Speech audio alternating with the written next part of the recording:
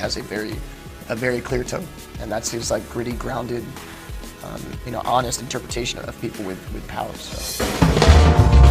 Little trouble there. You're rushing. Here we go. 5, 6, and.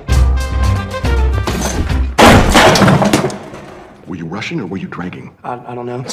If you deliberately sabotage my band, I will gut you like a pig. Okay, so knowing you literally put your blood, sweat, and tears into this performance, I wanted to know what was the most challenging part for you playing Andrew?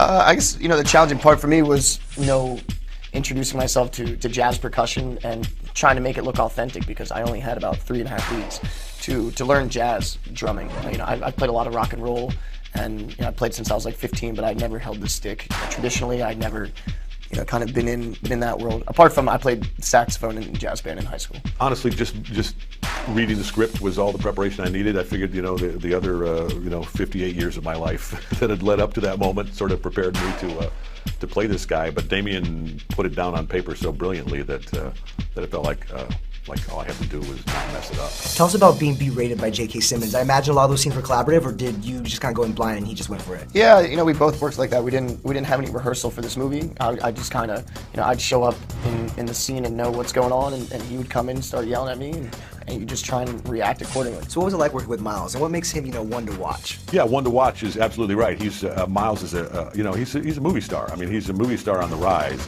and that's great. But he's also an actor and a collaborator and a storyteller and a guy who's, you know, trained at NYU and understands the art. I have to say, Miles, I feel like you've already shown such a full range in such a small amount of films, you know, just a handful of films. So I wanted to know, what do you gravitate to? Like, what are you looking for when you decide to work on your next film? Yeah, I mean, I think, you know, I think range is a very important thing. You know, for me, I do.